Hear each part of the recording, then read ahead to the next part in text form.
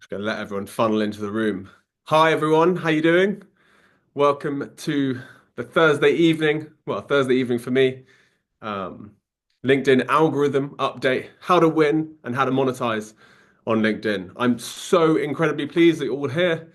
I'm quite shocked at how many people actually are on this call. But I absolutely love that because it means that so many people in the world understand the power of LinkedIn and how powerful it can be at driving our businesses and all of our outcomes. And so we just let a couple more people in. Fantastic. So I just want to say at the front of this call, a lot of people always say they are super interested in growth, in doing the best work they possibly can. But it is things like showing up to calls like this, where you will learn a nugget or two from this call about how to optimize your profile, about how to work the algorithm better, about how to understand what content you should be posting, and effectively how to be the most successful version of yourself. So thank you so much for showing up, for putting in the effort, and I hope I can give you a huge amount of value today. And so, unlike myself, I am going to share a PDF that I've put together to give you a bit of an idea as to what's happening with LinkedIn. I'm going to give you a 1 minute background on me. I sort of assume a little bit that if you've turned up to the webinar, you know a little bit about me. But the 1 minute overview from my side is I have been an entrepreneur for 15 years, 15, 16 years now. I have bootstrapped companies. I've built a variety of different companies. The first big company I ever built was Verb, which became a global marketing agency working with global brands. I bootstrapped that business from 21 years old at university to 29 years old when I sold it to a private equity backed agency in an 8-figure deal. I'd never raised any money for that agency. And so it was a life-changing outcome. But what happened as part of that journey was that I learned how to grow brands, how to generate traffic, how to turn traffic into subscribers, how to turn traffic into revenue, how to optimize websites, how to build funnels. And I never really realized what I was learning was effectively the skill that everyone nowadays talks about all the time, which is effectively how you turn attention into demand into customers. And so I built that company and I sold that company at 29. Then went on to build a company called Lottie with my brother. Lottie is a health tech business that helps elderly people find care. It took, it was a very different business to the bootstrapped agency. Yes, it got to 100 staff, but it took 10 years to get to 100 staff, right? Bootstrapping, cash flowing, etc. Whereas Lottie, we launched it and quite immediately, Lottie exploded, absolutely exploded as a business. We then raised venture capital funds. So I raised 35 million pounds from the top VCs in the world, which is like General Catalyst, Accel, and a few others. And then after 4 years of doing that, and effectively 14, 15 years of running businesses, I was like, I'm going to take a step back. I'm going to take a year off. I'm going to go backpacking with my wife, and I'm going to focus on trying to live a quieter life. And I did that. And I can't deny it. It was an amazing period of my life, but I am a builder. I am a founder. That's what I do. I absolutely love it.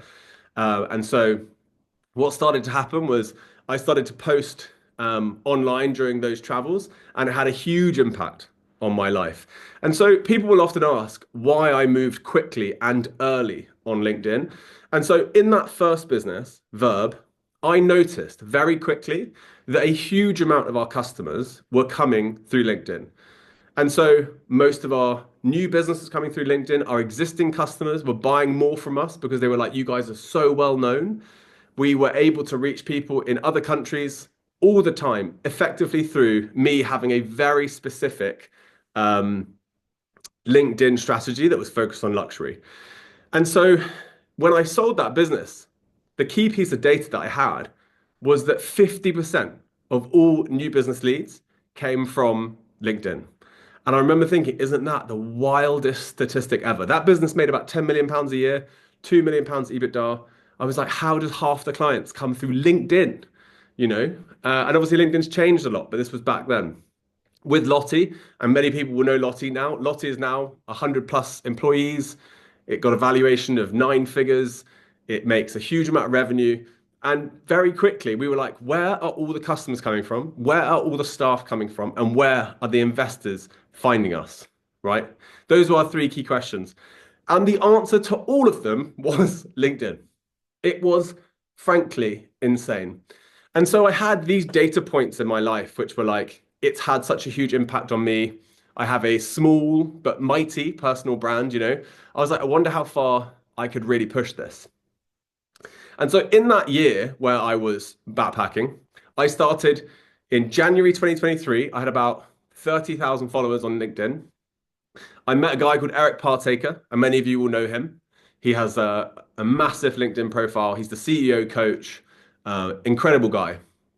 And we said to each other, hey, I have tried and I have failed at LinkedIn so many times. I have posted every day for a month and I've given up. I've posted every day for 3 months and I've given up. So we made this promise to each other, and this is the key about community, right? We made a promise to each other, which was we were going to post every single day for the next year, no matter what. And so January, it was like January 19th or something. We met, we spoke in the DMs on LinkedIn as everything great happens. And we had this amazing conversation about like, I'm going to hold you to account and you're going to hold me to account. And we posted every day. Like every single time I learned something about the algorithm or the platform, or I met a new creator that could like support us or we could support them, we would always cross-pollinate. I would always give him as much value as I possibly could, and he would always give the same value back to me.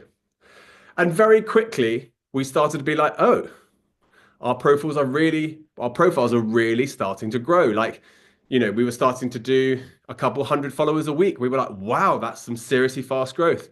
We then realized very quickly that the content we were producing was getting incredible feedback. We were producing incredibly high quality content on, you know, how to scale a business, how to build a brand, how to do lead generation. He was doing CEO coaching. And then we were like, wow, I wonder if we posted it in this new format that was happening at the time, which 2 years ago was carousels again, by the way. And this is something we'll talk about today. It was carousels again 2 years ago. And we changed our content, and on a dime, our high quality content in the right format started performing.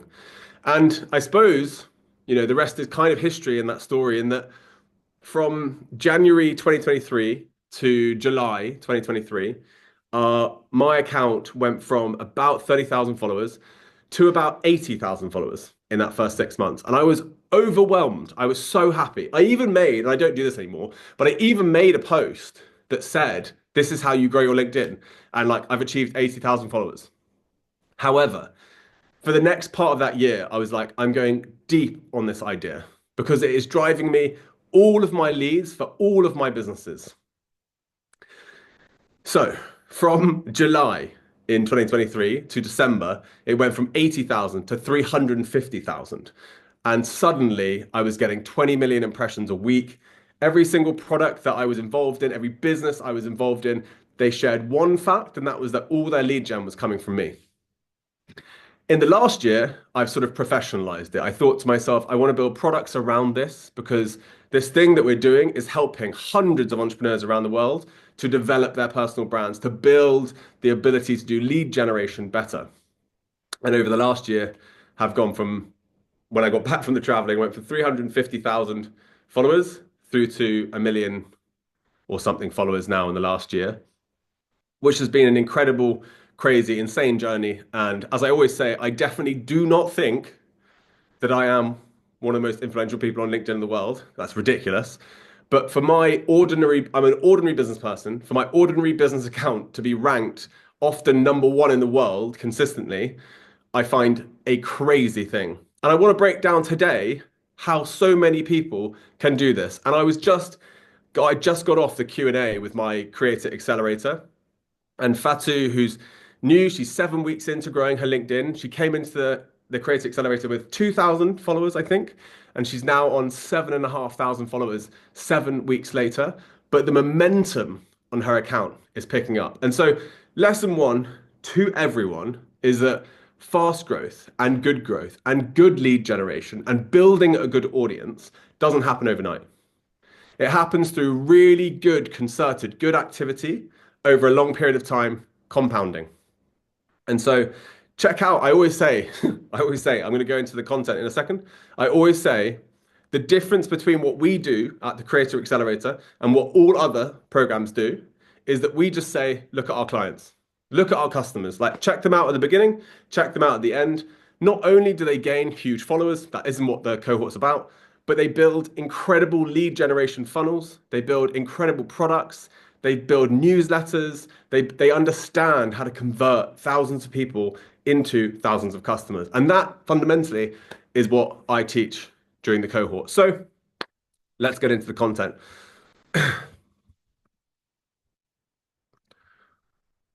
Right. So people should be able to see me and they should be able to see the deck. So today's session is about the fact that the algorithm has fundamentally changed and that LinkedIn has fundamentally changed. And I'm going to talk about how to understand and interpret the algorithm in more detail towards the back end of this session. But I wanted to go into first the first point about the algorithm.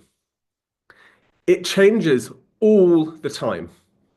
And to have grown at the pace that my account has, and a few of my best friends' accounts have, people would be like, "Oh, it's because they comment on each other." And it's like, guys, if it was so easy that we just comment on each other and we all grow really fast, do you not think everyone would do that? Like all the haters, all the complainants, do you not think if it was so easy to just comment, everyone would do it? And so actually, my interpretation as to why those that I teach and myself grow so fast and are so good at lead generation is that the platforms change all the time. And so you've got to spot when they change. You've got to adapt to how they've changed. And you've got to come up with the best content physically possible in the format that works best on the platform. And so at the back end of this call, I will go through the algorithm report that I put together myself, and I will show you what's working, what's not working. But I want to embed in all of you, whether you work with me or not in the Creator Accelerator. If you're trying to grow on Instagram right now, it is fundamentally different to 3 months ago. If you're trying to grow your newsletter right now, the tactics are fundamentally different to 3 months ago. If you're trying to grow on LinkedIn, I mean, it is the most different it's been. As I said in my email, the last 60 days has been insane. Even someone like me, I've got a team supporting me. I know loads of the big creators. I mean, it's completely different. Massive changes. And that's, for me, that's exciting. Because if it's always the same, then everyone can go on autopilot. But if it's always changing, if you're smart, you become very good at spotting when it changes and how it's changed, and then you capitalize.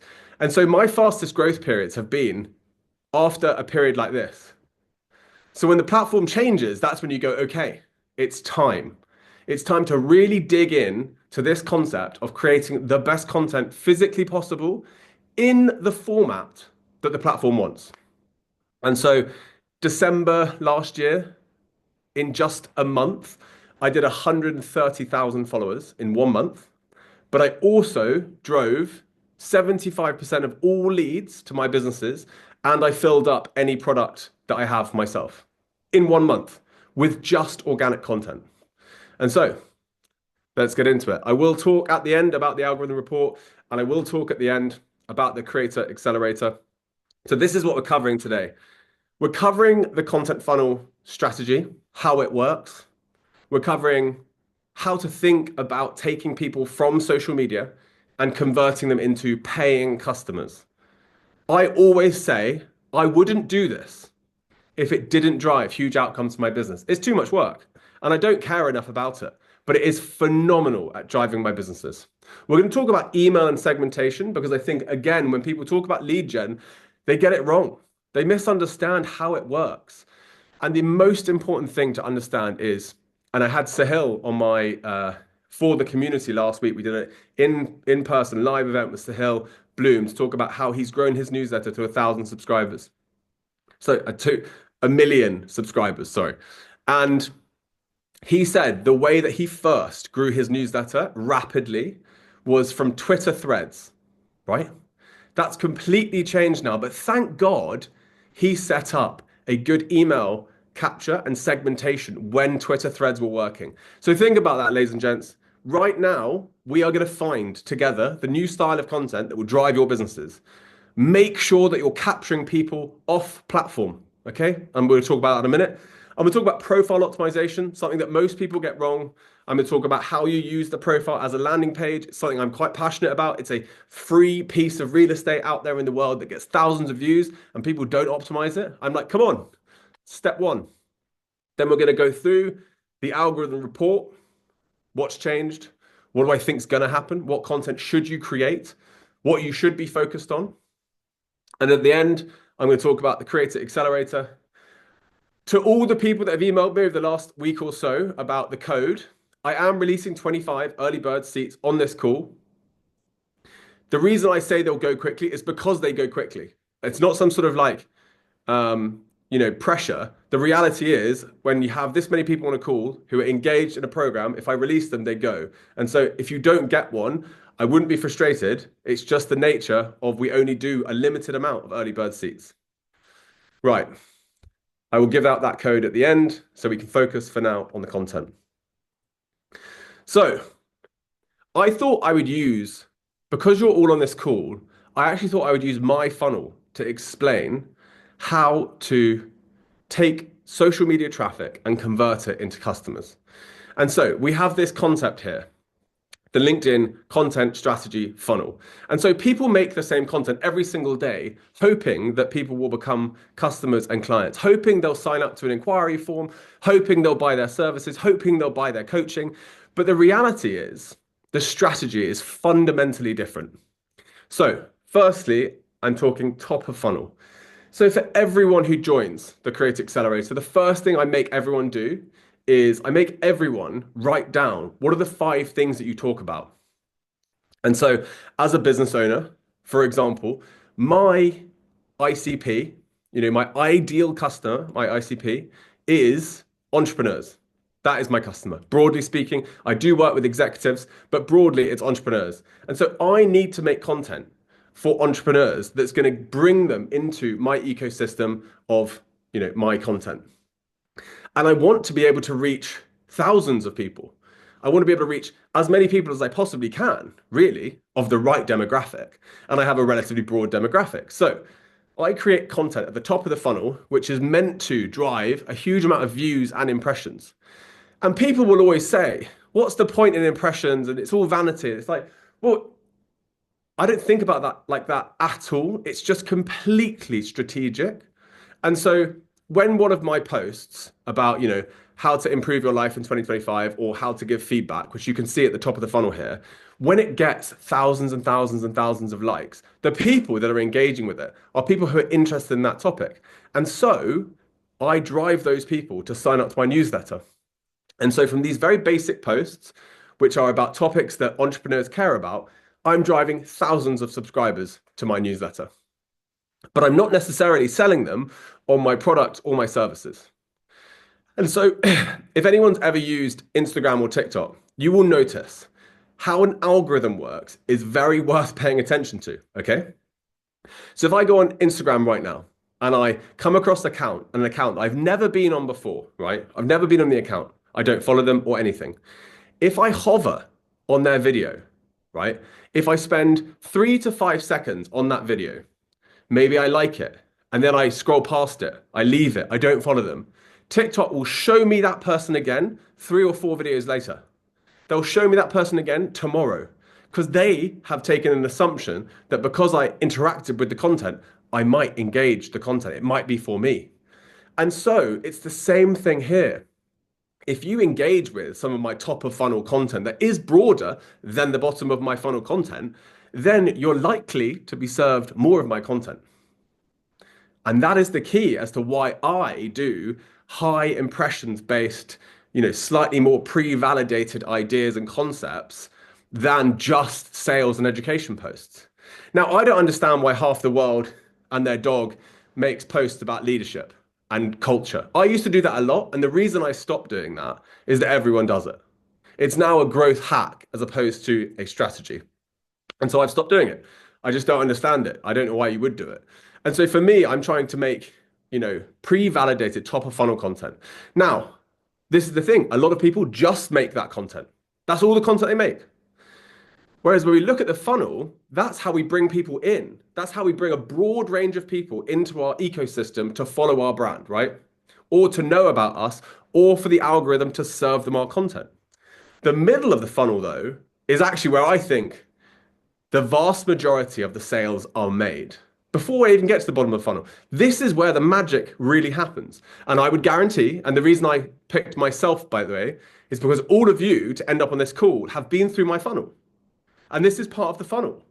And so, how to write hooks, how to master LinkedIn in 2025 are two pieces of content that I posted over the last 2 weeks. Highly educational, highly value add pieces of content.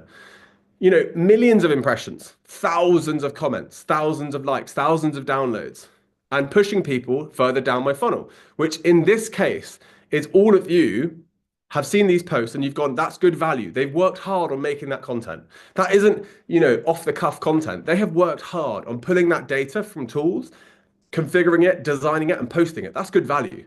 And so not only do those drive good impressions, they drive crazy follower conversion and they drive crazy newsletter subscriber growth. And so I would say to most people, the first thing to look at is your content educational? Is it actually helping someone go from A to B? If you are a lawyer, you should be making educational content about how brands can understand what law is relevant to them, how brands can understand how AI and law nowadays work together, what's available. You're trying to make content that helps. If you're an accountant, you should be making content for how to understand your tax or how to understand your tax benefits, how to reduce your tax as an entrepreneur.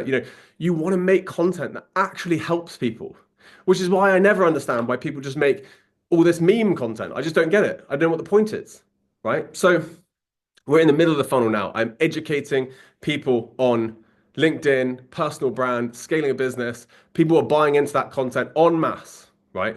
I've had amazing follower growth in the last 2 weeks, and it's been mainly just educational.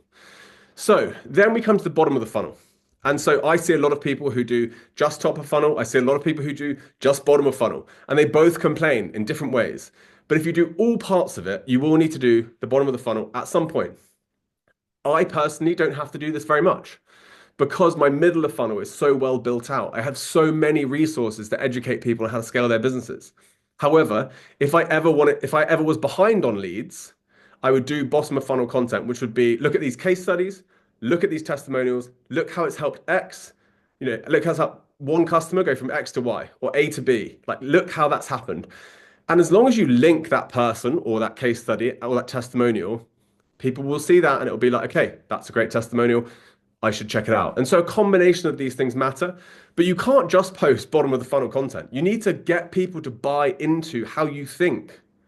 Like, what is your thinking behind the topic? It's so important. So many people forget it. So top of funnel. You want to say something interesting and useful. You want to make it relevant to your target audience, and you want to use proven concepts. So it takes less work. So for example, I would say that most of the modern books about productivity, about habits, about self-development are basically updated and amended versions of the productivity and personal development books that came out 10 years ago or 20 years ago or 30 years ago. And so the ideas aren't necessarily new. And so I think with some people, I think they struggle with how do I make content? And so I say to people, why don't you look at pre-validated ideas? Like, we all know that for entrepreneurs want to learn about marketing and scale and negotiation and delegation. So these are topics that I will study out in the market, and then I'll make my own versions of them, never copying people ever. But I want to make content and it not be too difficult for that content to do well, because I don't want to make content in a silo. I want feedback from my customers. And so I thought I would just give you an example. Like, this is meant to be hopefully inspiring for some, but for most of you, I just want this to be educational. I just want this to help you with how you think about your content and how you think about your business. So I've used the example here. I'm just using a tool here, which is one of the tools I use called Say What. It's a fantastic tool, relatively new. Our Creator Accelerator gets a discount on the tool. So I checked with them. There's a discount code called Chris, which you're more than welcome to use. No pressure whatsoever, though. Saywhat.ai, and the code is Chris.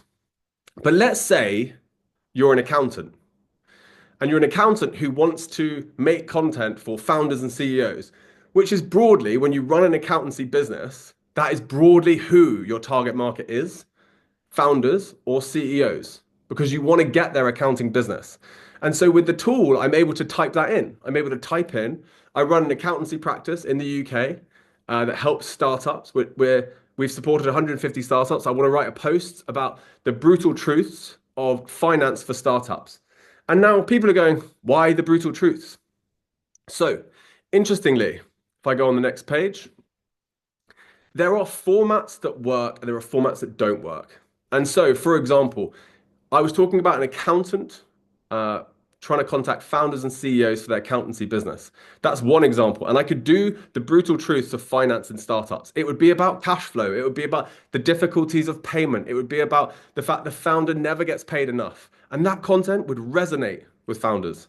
However, if I am a software developer, it might be 10 years of coding advice in 60 seconds. It might be the harsh truths of software engineering or the harsh truths of coding or being an engineer.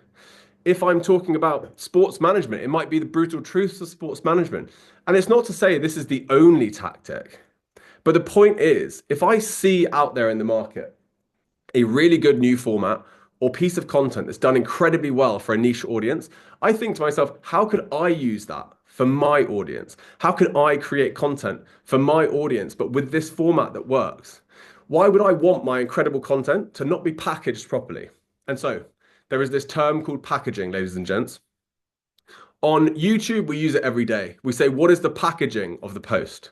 So you have the post and then you have the packaging. The packaging is the hook, which is the written hook at the top. It is the multimedia element. So what is it that's going to pull people off the feed to read your content? Because we're all busy, right? So your packaging has to be incredible. And so when it's a list, when it has a number, when it's like a harsh truth or something like that, it grabs the attention. Sometimes I would say with these things, you don't even need to necessarily understand everything about why. But if you know the format works and you're an accountant, you might as well create a post on the 10 harsh realities of finance for a startup founder. And you could write 10. And do you know who that's going to resonate with? Startup founders who are dealing with the harsh realities of cash within a startup. And so you as the accountant have just generated yourself lots of followers and engaged audiences because you could then go on to serve them education content about how to deal with those problems. And who are they going to go to when they want to get an accountant? They might very well come to you. So we come on to middle of the funnel. And like I say, this is in my opinion where the magic happens. So you want at this point to be serving people as much free value education as possible. And the big complaint I get from people at this stage is like, oh, I don't want to give away all this knowledge for free. And it's like, but try and understand that your customer wants to be taught and they want to learn and they want to be educated. And if it's you teaching and educating them on the topic, they are very likely to become your customer and not someone else's. And this is the very interesting thing about personal brand and just the idea of building in public and so forth, is that if you are the person making great content, you're much more likely to be in the 1 or 2% of people who are visible in your space. And I say visible, and maybe it's a bit unfair, but visibility really matters. And so you might not be the best accountant in the world, but if you're the one that's making incredibly educational content for founders about cash, finance, and accountancy, you're going to be the most visible one. And so when they come to need someone, they're going to look to you. And so broadly, I think we are honestly one of the only operations out there that have organic content driving over 90% of all of our leads, which is insane. Like we're a big business, right? 90% is driven by organic content. We use a little bit of paid to boost successful organic content. And so this is a whole part that people never talk about, and I never understand why. But think about what Sahil Bloom said yesterday on that call. Twitter threads used to drive the majority of his newsletter subscribers, right? And newsletter is where, honestly, 80 to 90% of all of our sales come from the newsletter. And for most businesses, that is the case. Don't let anyone tell you otherwise. Selling directly from social does not work that well. Selling from a newsletter or a deeper part of the funnel sells much, much better.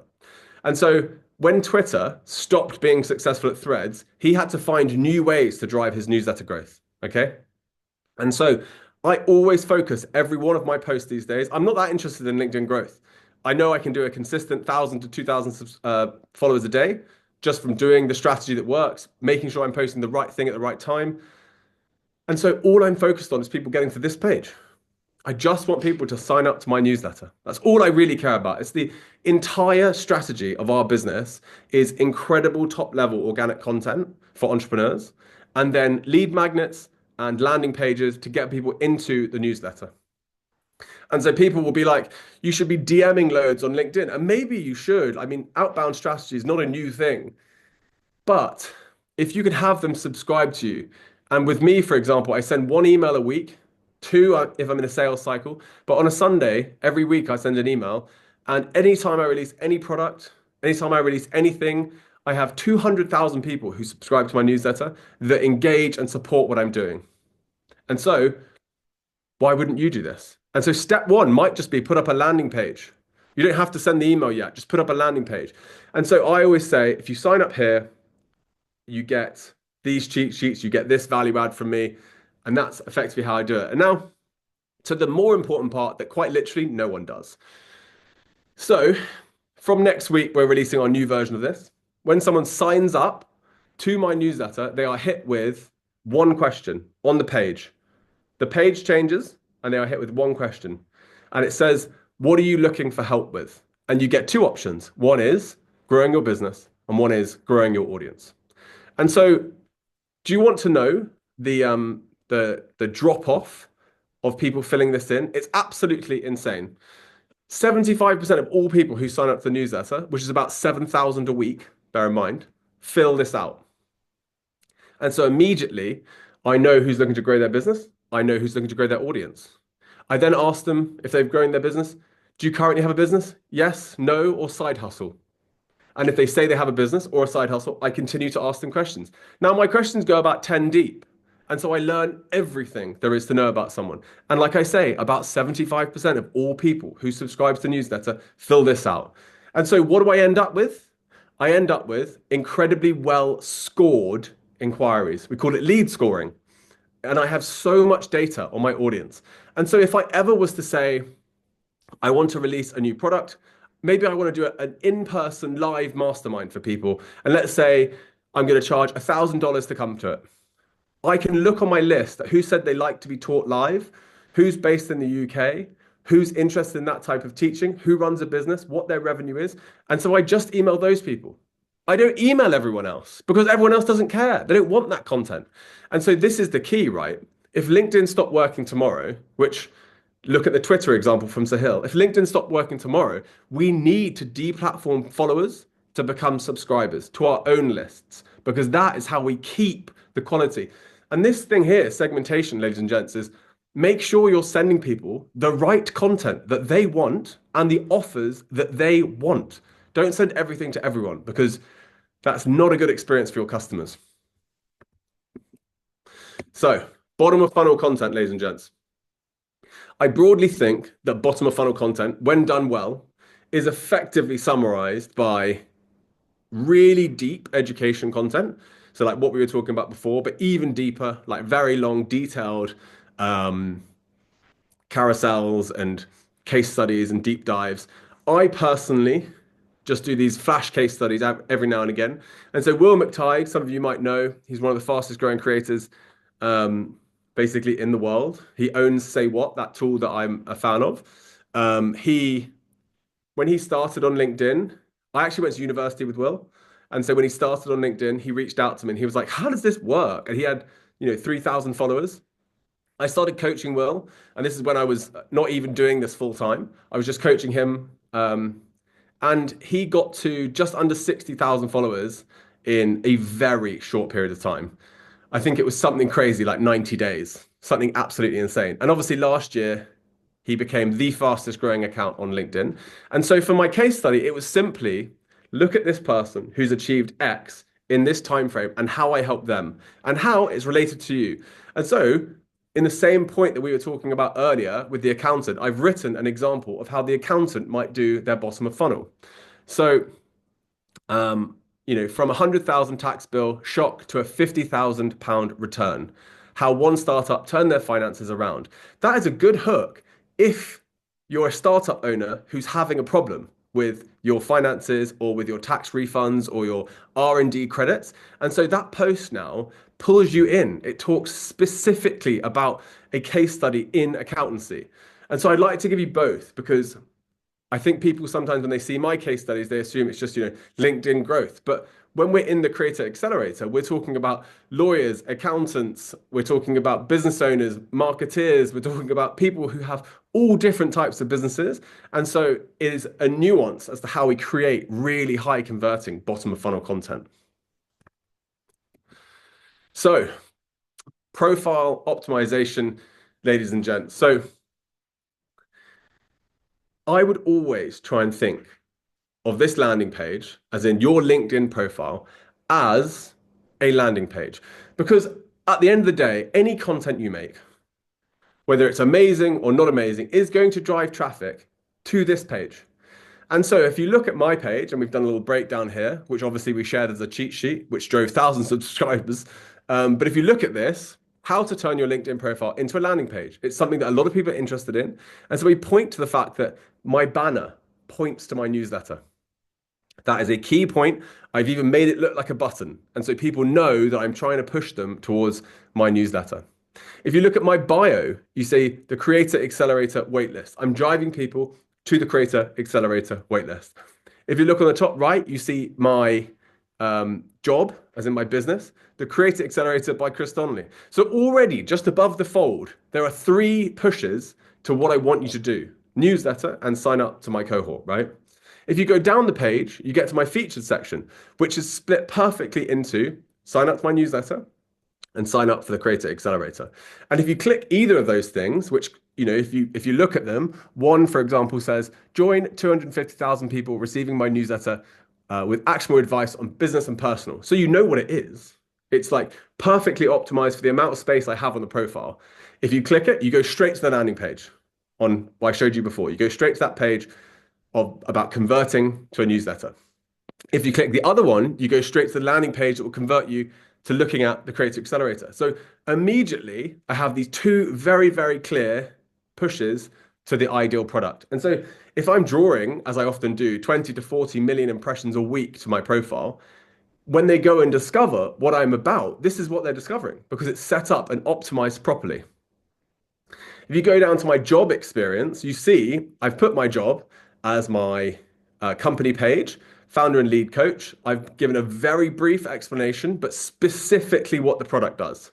Specifically what the product does, right? So you read that and you know, and then I've added a media element here. You can see under founder and lead coach, under that, a media element, which is again, just a click through to the landing page. And so what we're trying to do is we're trying to make it as easy as physically possible for people to go from your content to your landing page to your products or to subscribe. I review hundreds of profiles, right? Hundreds of them as part of the Creator Accelerator. I myself support and review profiles to help people to understand lead generation because people think we teach how to grow followers. I think that is a byproduct of what we teach. We teach people how to grow their businesses. And so this just gives you a breakdown of all the different sections that you could be looking at. So profile picture, banner, your skills, call to action, featured section, headline and link, content, and the experience. Make every part of it part of the funnel. Don't use too much language. Don't use too much copy. Just give them what they need. Okay, so we have come to the algorithm report, which breaks down effectively what's happening on the platform right now. And so it's very important at this stage to say, I've been doing this now for 2 years and 2 months, probably at close to the fastest rate that anyone's doing it. in that I've been growing my LinkedIn. I think I'm the fastest growing LinkedIn account on LinkedIn. I've certainly been the most viewed account for the last 3 or 4 months. And so I would say over the last year, the algorithm has changed 3 or 4 times, but every time it changes, we're on top of it. And so I would say to all of you, the most important thing is if you don't have the time, I would say to yourselves, be smart and look at what people who know, people who are always able to grow, no matter what happens with the algorithm, there are creators that are good at spotting what's working. So make sure that you follow creators that know what they're doing. Because I know so many big accounts that are still the same size as they were 2 years ago, but they look like they know what they're doing. It's just follow creators that know how to grow consistently. And it's about understanding the format, right? The format changes so much. So let's get into it. The state of LinkedIn in 2025. The amount of messages I've had from people, both on my community, on my newsletter, but in the Creator Accelerator themselves, you would feel like it was Armageddon. People are stressing out, people are angry, people are saying it's unfair, my content is so good. And that might be true. But the point is, the algorithm will change next month, the month after, and every month moving forwards. That is just the nature of LinkedIn competing with other platforms out there to get as much of your attention as they possibly can. And so organic reach has declined objectively across the board. And so when people are stressing out about their posts, this is the key. It has gone down up to 65% less impressions than people were getting. That in itself is quite astounding, but that should teach you to understand that you want to be taking people from your followers and converting them to a platform you own. Because LinkedIn, I have 1 million followers. LinkedIn only show my posts to a couple 100,000 people, but I have 1 million followers. So why aren't all my followers seeing it? It doesn't work like that anymore. It used to, but not anymore. It now works much more on interest based. And so it's good for small creators, but I would just say I have one regret about building my personal brand, and it was that in the early stage of my first year of growth from 30,000 to 350,000, I didn't have a newsletter landing page. Like, I didn't have one. Can you imagine how many subs I would have got for free? Crazy. So reach has dropped, but engagement on posts is up. So posts are performing quite well, but overall impressions are down. There is something big that's happening at the moment that hasn't been happening for a long time, which is that LinkedIn adverts are growing like crazy. So 16% more ads in the feeds in 2024 in the first 2 months of 2025, meaning that there's more space for ads and less space for organic content, which is just another reason why you've got to think to yourself, okay, if I have a business that relies on traffic, I want to protect that traffic because LinkedIn will keep squeezing it. It starts like this, and they're like, give everyone this free, free exposure. Over time, it's just doing this. Slowly but surely, they're restricting reach. And then they make us pay for it. That's just the model of social media, right? And so just be aware of that. So one of the things that I think is absolutely abundantly clear from my perspective is that posting once a day is the most effective thing to do. So posting one to 2 times a day is definitely much, much, much better. I couldn't even work out how to come up with a times, like a times 5 or whatever. Much, much, much better than posting irregularly. And so I understand the argument, by the way, that you only want to do good content, and that's fine. But I would say that you've got to understand that if you are posting every day, you are likely to do up to 5 or 6 times better than people who are posting 2 or 3 times a week, simply because the posts have what I call rollover and they have momentum. And so if I have a really big post on a Monday, Tuesday and Wednesday are primed to be 2 big posts again. And if I have 2 or 3 weeks of back-to-back great posts, that's where you see hypergrowth. That's where you see absolute hypergrowth of followers. But if you're posting much more irregularly, people always struggle with Monday. Why do they struggle with Monday? It's because I don't post on Saturday and Sunday. And so why is Saturday and Sunday 2 good days to post on? It's because no one's posting, but everyone's looking. Everyone's online, but no one's posting. And so there's just less competition for the same eyeballs. And so these things are worth thinking about when you're thinking about creating content. So objectively, posting more with a higher frequency of 1 to 2 times a day is much better than 1 to 3 times a week. Personally, if I just wanted to grow my profile, which isn't what I'm that focused on, if I'm honest, posting once a day at the same time every day in the right format for the platform is the way to get the fastest growth. Everyone, even people on my own team, disagree with me about that. However, posting once a day, every single day, at the right time when your audience expects it, that is where you're going to get the most growth. If you can get back to back great days, you're going to see hyper growth. And so when I say hyper growth, I mean, Dora, who is a coach now on the Creator Accelerator and does all the clinics and roast my posts and so forth. When I met Dora, I think she had 30,000 followers. And obviously now she's had hundreds of thousands of followers. I'd call that hyper growth. Like Anna or Dr. Caroline, these people have experienced hyper growth, and it's because they've done great content every single day at the same time. They never post twice, really. Now, if you're selling, I think all bets are off. Post, whatever works for you. And when I'm selling, I will do a myriad of high impressions posts to keep my account and momentum up. And then I will do much more focused case study or sales posts if I need to, if we need to. So carousels and PDFs are performing 1.9 times better than the median post. So all posts, they're performing 1.9 times better. I think that's obvious by now that generally text-based posts or text and image-based posts don't do nearly as well as they used to. When I first started on LinkedIn, we only really did text posts, but they just don't perform as well. And I understand why. If you're scrolling through the feed and you see this beautifully designed carousel or cheat sheet, and then you see a text post, you're not going to be pulled in by the text post. There isn't going to be design or, UX or nice colors or whatever. Like, it's just clearly the case. And so why do posts do so well? It's a question people ask me, is like, why do some posts do so well? The thing I actually think it is dwell time. Because obviously, like, as I talk about in the engagement ratios, repost and comments, I would say, are above dwell time. But dwell time is, in my opinion, the thing that signals the most to the algorithm. So if someone is spending a lot of time on your post, that is a huge signal. Why is that the case? It's the case because the algorithm is obviously determined that people who spend a lot of time on a post, that post is valuable. And so it decides to distribute that post further. Comments have evolved, ladies and gents, and thank the Lord that is the case. Comments have been in a weird place in the last 6 months, truly. Basically, when we started making content on LinkedIn, ChatGPT didn't exist. AI wasn't really a big thing yet. And so comments just got killed over the last year. And it's been a strange place to be. And so we did a real study on this.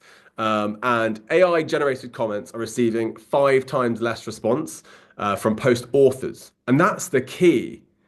I mean, 7 times in audiences. But what you want in the comment section is you want a dialogue and a discussion. That's actually what you want. You want to have a conversation. That's the whole point of it, right? And so comments that have 10 words or 15 words perform at 2 to 2.5 times better. And so if I was you, even if you have got a VA or even if you have got a team that's doing it, or you use software, do not use just AI generated comments. Don't do it. It won't work. And it's not good for creating content. It's not good for creating discussion, etc.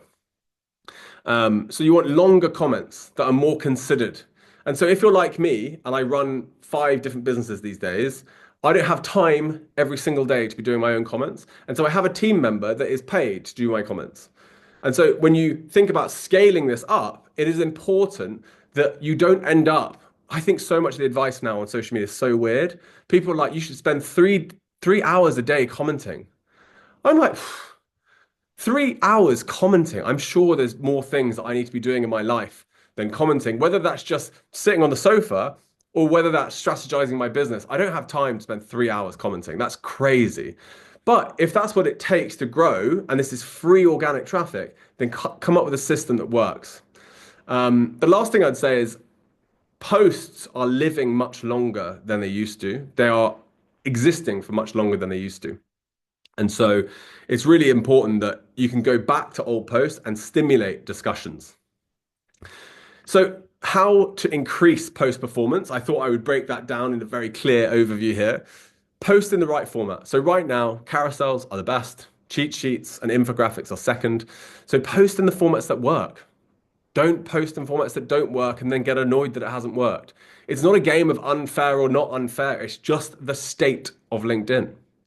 The highest performing posts are 800 to 1,000 words. They get 26% better engagement. Shorter sentences with white space are increasing readability. I thought that was fascinating. Like massive block text doesn't work. You want short, sharp points. You want to create white space with how you write the post. Content with really strong visual ideas perform incredibly well. So, taking an idea, how do you visualize an idea? How do you visualize data? And then presenting that as your post. They do incredibly well. And I would say, like, this is what I try and show in my own content is how to get people to be educated by your content because they're going to buy into you so much more. And they will turn up to things like webinars and they will allow you to tell you about their products. This is a crazy one, but liking your own post actually improves it. I always thought it was super cringeworthy, personally, to like your own post, but it seems when looking at the data that that works. I couldn't believe it. Posts with two-sentence hooks are performing 20% better. And so when I say a two-sentence hook, I mean the first line is 65 characters and the second line is 45 characters. And so to take a step back here from the stats, because I've obviously provided the stats, personal brand is not about hooks. It's not about, a format or a strategy or something. It is about what you want to put out into the world. And now, if you have great ideas, if you're writing a book, if you're building a business, if you want leads, whatever it is, that is your personal brand. That content right there is your personal brand. This, what we're talking about today, is how to amplify your personal brand. And so, if you're making great content, amazing. I'm so happy. Most of the time, people aren't making great content, if I'm really honest with you. But let's say that you are. This is how you're going to get your content to do better.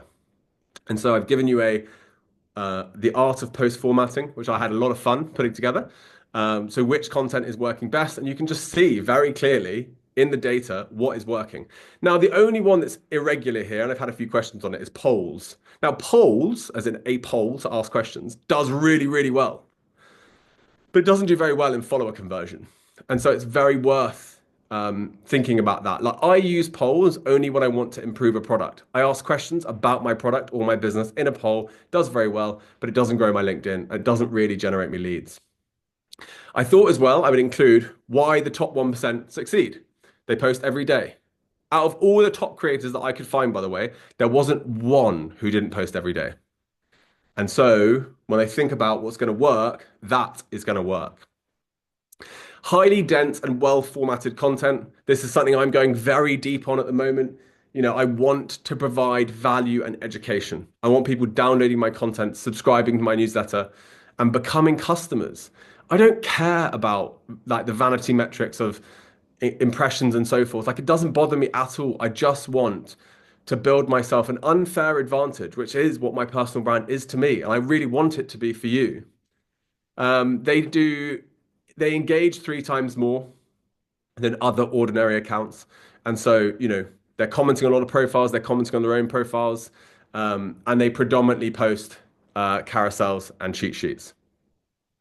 People, when you post, by the way, 15 minutes before, I would just warm up your account by commenting on the post from the day before. And then when you do post, I would comment on that post for 15 to 30 minutes. If you have the time, that is a very high return on investment activity. And then I've given you the types of engagement ratios on the bottom right as well. Now, this report is probably the 8th one I've done since I've been doing this. And all of them vary enormously. And they will vary every single time. So if your takeaway from today is simply that the best content succeeds, really high quality content succeeds. If you're making clickbait content and you're doing it strategically, well done. If you're doing it just for the likes, I don't understand why you're doing it. You should try and create content that helps people achieve their goals. So just post in the chat, yes, if you're okay for me to talk about the Creator Accelerator for just 5 minutes, and I'll tell you how the program works. Every single week, I try and provide people with all the data about the business, about LinkedIn, about how to grow. I try and provide people with updated LinkedIn reports. I try and update people on what content is working best. I try and give people every single tool that I know of to grow their business. If I find out something on the Monday, I'm telling the accelerator on the Monday. And so, how does the Creator Accelerator work? It only happened because I realized something very important about how to grow a business and how to grow a personal brand, which is that we move so much faster together than alone. My relationship with Eric Partaker is quite literally proof of that. And it is proof that 50 out of the top 100 creators on LinkedIn in the world come from our cohorts. They are all really good friends. We are all incredible friends these days. I literally love seeing their success. I love supporting them. They're the absolute best. And so I thought I'd break down how the cohort works. And so for those people that will message me, the key is that we're releasing 25 early bird tickets. Now they come with a 10% discount and they come with the wait space. Now, what is the wait space? The wait space is an area we've designed so that people can wait and learn in the period before the cohorts start. And so, if you were to ask cohort one, who didn't have a wait space, what did they want more than anything in the world? It would have been more time to learn and to implement. And so, the value you get from signing up as an early bird is you get the 10% discount, you get mini courses within the wait space, you get 2 live calls with me, and you get material and community before the 7th of April when we start. 7th of April is when we start. I will say up front, I think our cohort is the best in the world. I know that because so many people who do it have been on other ones and they say that it is. We give our absolute blood, sweat, and tears to the accelerator and to helping people succeed. If people are ever struggling and they're doing the work, we always dive in and we always help them. So how does it actually work? There are 4 live calls a week, and I'm going to use the example of this week. And if you're in the Creator Accelerator already and you're in here, please testify to the fact that it is just the case. So on Monday this week, I will always do a module overview. I will go through all of the content live, and then I'll take questions on the content. So week one, it's like how to design your personal brand, how to think about your proposition. Week 2 will be how to create content. Week 3 will be design. Week 4 will be writing. So this week was newsletters. It was how to build your newsletter for success. And so I talked a lot about how I've built mine in detail over the last year or so. I also provide hours of footage of me talking about every detail of it, and that's pre-recorded. But I always like to do the live because I think it's important that people are having a live experience of learning and they get to ask the questions that are key for them. On the Tuesday of this week, we had Nathan Barry, who is the CEO and founder of ConvertKit, come and do a live call for us about how to grow your email newsletter. It was an incredible call. Like anyone on the call was like, that was so good. It was so insightful. The guy has built, bootstrapped, by the way, and for those that don't know what that means, he's never raised money and his company makes 44 million a year from an email platform, right? He told us about how to grow email. It was incredible. On Wednesday, we had, sorry, on Tuesday, we also have Roast My Post, which is either done by Dora or Josh, where they will go through people's posts live and take questions on why they've succeeded, why they haven't succeeded, how they can improve. People love it. And I honestly understand why they love it. You get to see why posts are successful and how you would improve those. The other call, we had Sahil Bloom do a live about how he's grown a 1 million subscriber newsletter. That was on Wednesday. And then on Thursday today, I just did a Q&A with everyone about the whole week, about challenges people are having, key questions they have, how to improve, and then we give out prizes for the best growth, the best revenue, and so forth. And the one thing I haven't talked about is we also have a call with Will McTighe, who does pre-validate my post, which is him showing you how to find great ideas and how to create your own incredible versions of them. And so I say it's hard work. It's a packed schedule. You know, I push people hard, and that's why it's called an accelerator. So if you want to grow an incredible personal brand, you want to build an incredible business, definitely consider it. It's not for the lighthearted. And I'm sure there are people on this call who are from the Creator Accelerator will tell you that it quite literally will be a life-changing experience. I know that because I've seen hundreds of people go through it now. And so to recap on the offer before I send you off this evening. So we're offering 25 early bird seats for a 10% discount.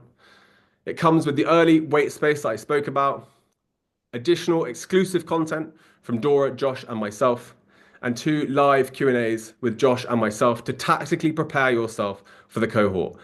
The code is Early Bird Creator. So if you go, you apply, you get to the payment page, that's the code. There will be 25 of those available. When they run out, you will then be offered an ordinary ticket. The discount will last until midnight on the 2nd of March or when the tickets sell out. Last cohort, the early bird tickets sold out in 6 hours. So, ladies and gents, for those of you that stayed, which is about 600 people, which I cannot believe that, I want to say thank you so much, obviously, for listening. I will just say something to you now, which is that I want to answer every single question that has come through. However, I was not anticipating how many questions came through. So just to recap, to answer all the questions about the early bird, it's early bird creator is the code for the discount, and I'm now going to try and get into the Q&A. So I'm going to stay on for another 15 minutes just to try and go through as many questions as I possibly can. Thank you, obviously, all of you for submitting the questions. I've got just under 70 questions, so I'll try and group them on the fly. So the first question comes from Kat, who says, based on my research and my experience, how does the time of day and the days of the week tie into engagement? I like to post every single day at the same time because I want my audience to know that's when I post. Remember, I'm not posting for an algorithm, I'm posting for people. I'm posting for an audience, right? I've had a question about how video is performing right now.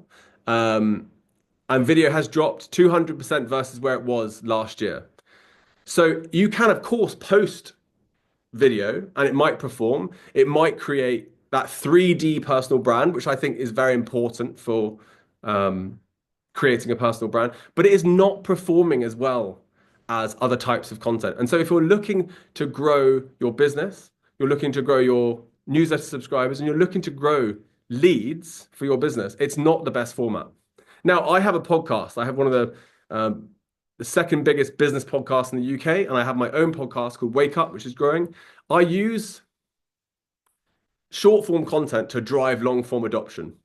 And so sometimes I will use content on LinkedIn to drive my podcast. But if I'm ever trying to drive leads, I won't do it. It's just not worth it. How do I determine, Rafia says, how do I determine good content? Content that performs generally. I mean, for me, I follow people that make incredible business content. That's what I'm really into personally. And so good content is whether I want to read it and whether I want to finish it, you know?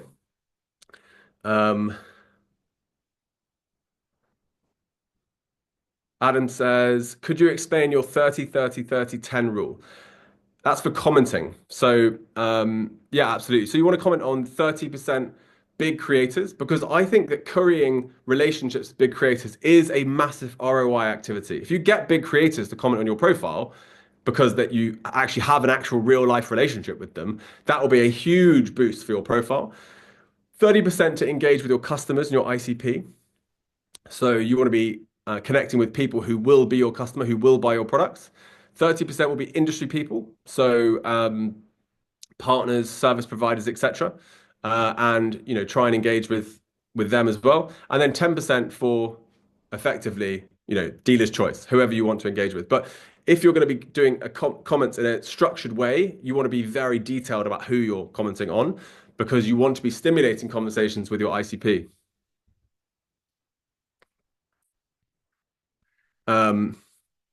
Ellie says, what's the easiest way to create carousels on LinkedIn? And would you recommend Clio for inspiration?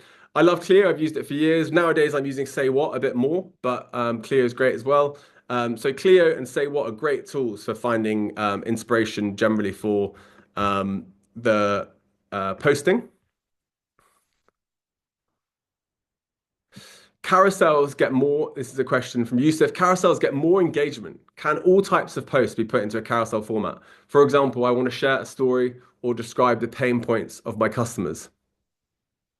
Yeah, I mean, not every post is best as a carousel. You'll see that actually at the moment, I don't do many carousels because I actually think that the best converting post actually is a cheat sheet. And so while a carousel will grow your account much faster, and I do actually believe that, again, I'm not that bothered about that. I'm bothered about converting people into newsletter subscribers. That's what I care about. And so anything can be made into these formats, absolutely. So a lot of the time, I'm taking my old, really well-performing content and just adapting it into what format works. Um, Anton says, I'm curious about commenting. Many people say commenting on other people's posts every day is critical for engaging reach. From my experience, this leads to boring comments. I don't enjoy it, and I comment maybe one or two posts a day. The commenting, the ROI on comments, unfortunately, is incredibly high. Yeah. I mean, it's a huge boost. It's a huge signal to the algorithm that a post is going to do better if it's had comments. And so if you're thinking about these small activities that are going to drive you to do so much better, commenting will be one of them. It will be a huge unlock for you. And like, there's so many people out there that will always be like, growth just comes through commenting. It doesn't. Growth comes from great content. Like great content is where growth comes from. Um, The code is early bird creator. I can already see, by the way, the purchases. So yeah, early bird creator. Um, does the intro profile does the intro profile affect the algorithm? I don't know what that question means. Hi, Chris. In one of your previous posts on LinkedIn, you mentioned a 65% drop in impressions. Where is the data coming from? So I obviously have access to two proprietary tools that we use on LinkedIn, which collect thousands of profile data every single day. And so I can use that data in conjunction with the data from the Creator Accelerator as to how people are performing. And then we can make assumptions and assessments based on the data. I would always say that our data will always be out by a couple of points. We're not here to make the 100% most accurate data. We'll always be 1 or 2 points off. But what I try and do is give you live reports because I saw a report the other day that was like the state of LinkedIn. It was a great report. Don't get me wrong. I absolutely loved it. However, it was based on data from last year. I can tell you 3 algorithm changes since last year that put that whole report out of date. And so I try and do slightly more casual, but much more timely reporting. All right, I'm going to take 3 more questions and then I'm going to leave you for this evening. So, Shana says, how do you design your post to look so good? I hope that you tell us. I mean, I've been through a journey with designing my posts. So I'm not going to lie.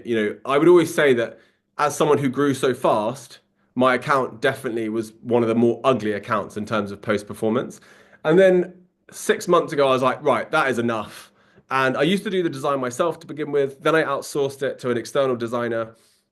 And then at the beginning of this year, I was in a position where I was like, I want to get myself into a position where my content looks the best because good content converts into the businesses. And so I had templates designed for my content, and now my team designs within those templates, and I'm incredibly pleased with our design. So I have an actual designer these days. However, as part of the Creator Accelerator, we teach you how to design. Dora does these incredible sessions on how to actually design. Super useful. She'll teach you how to design with Canva. She'll teach you how to design with AI and Canva with Midjourney. Incredible, genuinely. I don't know who that is, but EH, hi. What newsletter platform do you recommend that allows deep segmentation through questions? So I would start with ConvertKit. That's the platform I use. It's absolutely phenomenal, and I would definitely use that platform. There's also a product called, I can't remember now, but ConvertKit is what I would use. Adam has a question about bottom of funnel. I'm going to take 2 more questions and then I'm going to shoot and leave you to it.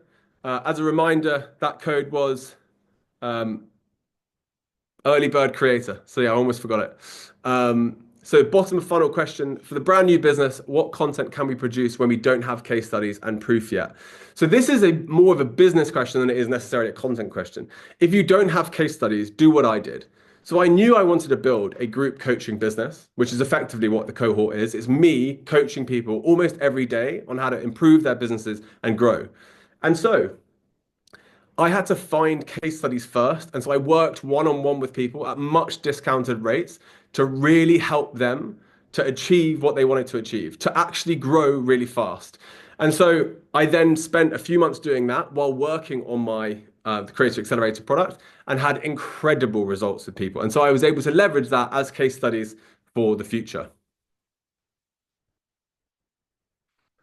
One last question, ladies and gents, and then I'll leave you in peace for this evening. I'm going to go for dinner with my wife. I can't wait. Liz says, if you are genuinely bootstrapped and haven't launched yet, which tools does Chris advise to create the landing page, digital resources, newsletter, and segmentation strategy? Big question. I would just say that nowadays you can launch a landing page for free with WordPress. You can launch it with Squarespace, you can launch it with Shopify. It's so easy these days. You could get a ConvertKit account that costs £20 a month, for example, and you could launch a landing page through that for free. And so I would say these tools are available and ready. Obviously, in the accelerator, we go through all tools, what you should and shouldn't use, what we've used over the years, and so forth. And I'm going to take one last question.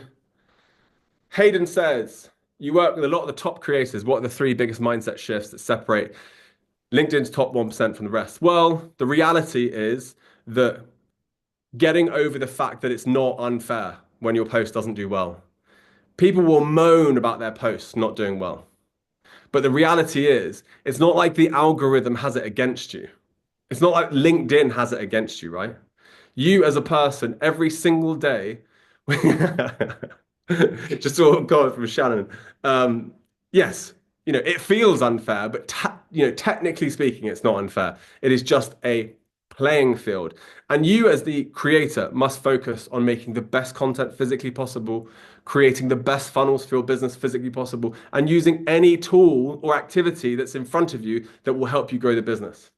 Now, ladies and gents, I promise you, as I've always said, and people will always testify to this truth, I give my life and soul to the Creator Accelerator. I make myself crazy available to support people in achieving their dreams. I said earlier on a call, I have quite literally found the thing that I love most. I get so much energy from doing these calls. And so I want to say thank you so much for turning up. I really appreciate you. Thanks for putting the effort in. And I will see you next time. See you later, everyone.